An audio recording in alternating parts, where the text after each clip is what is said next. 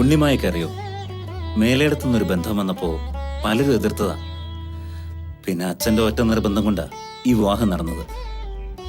ഈ എതിർപ്പിന്റെ കാരണം അറിയാനാണ് തന്നെ കാണാൻ ഞാൻ തീരുമാനിച്ചത്. കണ്ടപ്പോഴോ കേട്ടതും പറഞ്ഞതും എല്ലാം കാറ്റിൽ പറത്തി തന്റെ കഴുത്തിൽ ഞാൻ താലി കെട്ടി. ഇതായിപ്പോ എന്റെ ഭാര്യയായി മുന്നിലിരിക്കുന്നു.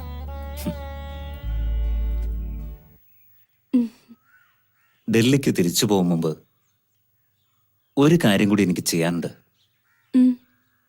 ഒരാളുടെ മുമ്പിൽ തന്നെ കൊണ്ട് എനിക്ക് പോണം. വേറെ ആരുമില്ല. എന്റെ വിവാഹം നടക്കില്ലെന്ന് പറഞ്ഞ ആ ജോത്സ്യന്റെ അടുത്തേക്ക്. അത് വേണം. വേണം. പഠിച്ചതും വളർന്നതും ഒക്കെ അങ്ങ് പട്ടണത്തിലാണ്. ഒടുവിൽ ജോലി കിട്ടിയത് അങ്ങ് ഡൽഹിയിലും. അതുകൊണ്ട് തറവാട്ട് ചിട്ടകളൊന്നും എനിക്കറിയില്ല.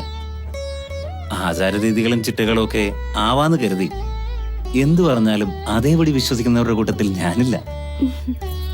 ഉണ്ണിമായ പഠിച്ച ആളല്ലേ, കുറെയൊക്കെ പുരോഗമന ചിന്ത ഉള്ളിലുണ്ടെന്ന് വിശ്വസിച്ചോട്ടെ.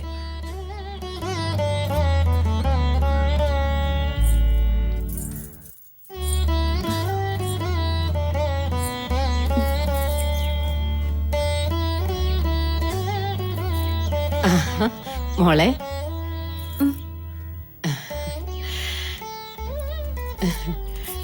വന്നവരൊക്കെ പോയോ? ഒക്കെ പൊടി പിടിച്ച് കിടക്കുക. ഒരു പണിക്കാരി ഉണ്ടെന്ന് പറഞ്ഞിട്ട് എന്താ കാര്യം? വന്നാലായി, വന്നില്ല ചായി. ഇനി മോള് വേണം എല്ലാം നോക്കി നടത്താൻ. പിന്നെ സന്ധ്യയ്ക്ക് മുമ്പ് കൃഷ്ണനുണ്ണിയും കൂട്ടി കാവിലൊന്ന് പോണം. തറവാട്ടിലെ ചിട്ടകളൊന്നും അവൻ അറിയില്ല. മോള് വേണം എല്ലാം പറഞ്ഞു മനസ്സിലാക്കാൻ.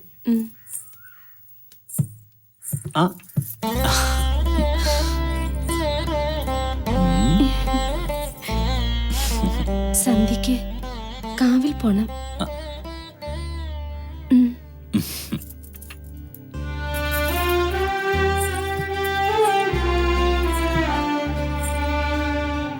ഇതൊക്കെ അമ്മ പ്രത്യേകം പറഞ്ഞിട്ടുണ്ടാവൂല്ലേ? നേര് പറഞ്ഞ എനിക്കിതിലൊന്നും വലിയ വിശ്വാസമില്ല. ഉണ്ണിമായക്ക് ഇതിലൊക്കെ വിശ്വാസം ഉണ്ടെങ്കിൽ ആവാം. ഞാൻ തടസ്സം നിൽക്കില്ല. പിന്നെ എന്റെ കൂടെ ഡൽഹിക്ക് വരേണ്ടതാ. അവിടെ ഈ പരിപാടി ഒന്നും നടക്കില്ല കേട്ടോ.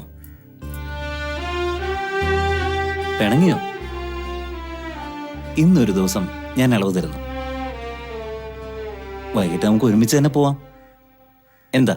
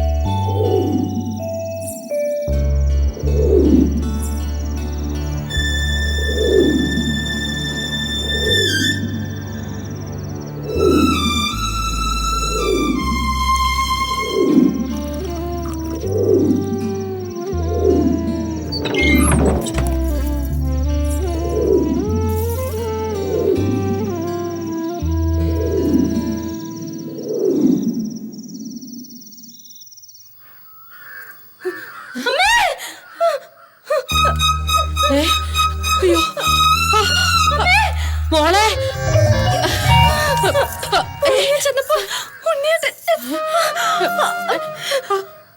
അയ്യോ അയ്യോ അയ്യോ,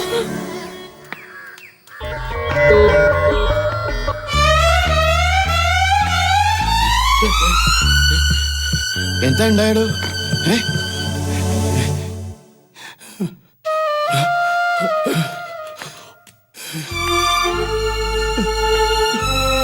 എന്റെ ഉണ്ണി ആ ദോഷം ഭരിച്ചിരിക്കുന്നു.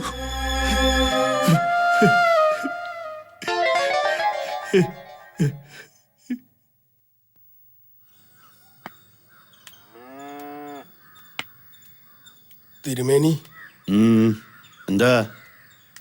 അസത്യങ്ങൾ പറയുന്നത് പാപം, സത്യങ്ങൾ കണ്ടില്ലെന്ന് നടിക്കുന്നത് അതിലേറെ പാപം. അതേടോ, കൃഷ്ണനുണ്ടിക്ക് ദോഷങ്ങളുണ്ടായിരുന്നു. ജാതകത്തിൽ ആവർത്തിച്ച് വ്യക്തമായിട്ട് പറഞ്ഞിട്ടുള്ളതാ. കൃഷ്ണനുണ്ടിക്ക് വേളി പാടില്ലെന്ന് ജ്യോതിസൻ ആവർത്തിച്ച് പറഞ്ഞത് താനും കേട്ടതാണല്ലോ. എന്തു ചെയ്യാം, സംഭവിക്കേണ്ടതൊക്കെ സംഭവിച്ചു. ഇനിയിപ്പോ ഒരു വഴിയെ കാണുന്നുള്ളൂ. ഈ സത്യം അറിയാവുന്നത് നമുക്ക് രണ്ടുപേർക്കും മാത്രം. മൂന്നാമതൊരാൾ അറിയരുത്. തന്റെ നാവിൽ നിന്ന് ആരെങ്കിലും ഇത് അറിഞ്ഞു എന്ന് ഞാൻ അറിഞ്ഞാൽ, എന്നെ അറിയാമല്ലോ തനിക്ക്. പൊയ്ക്കോ.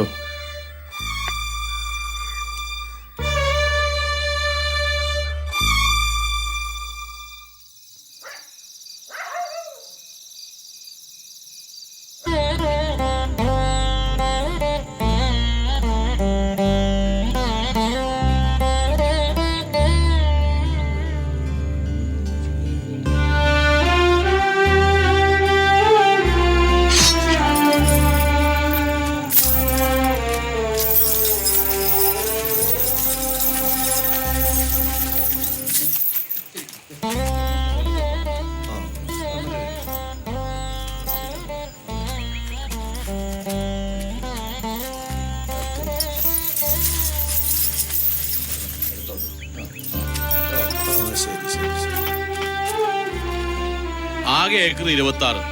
3-4 ഏക്കറോളം പാടവും കുളമായിട്ട് വേറെയും. അതിൽ 10 ഏക്കർ ഹരിദാസനുള്ളതാണ്.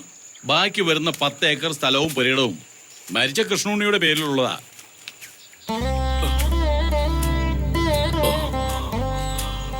അവരുടെ കാലശേഷം ബാക്കി ഈ 4 ഏക്കർ പാടവും പുരയിടവും എല്ലാം ഉണ്ണിമായിക്കാം.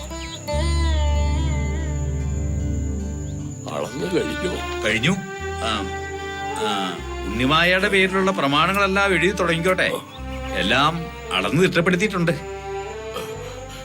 സാവിത്രി ഈ നിലയിൽ കിടക്കുമ്പോ അവരുടെ നിർബന്ധം കൊണ്ടാ അളന്ന് തിട്ടപ്പെടുത്താന്ന് വച്ചത്.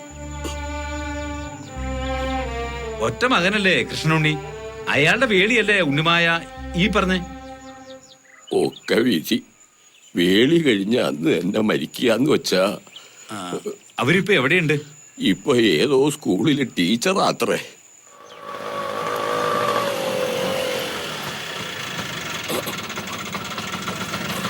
എത്രയായി? 50 റുപ്യ.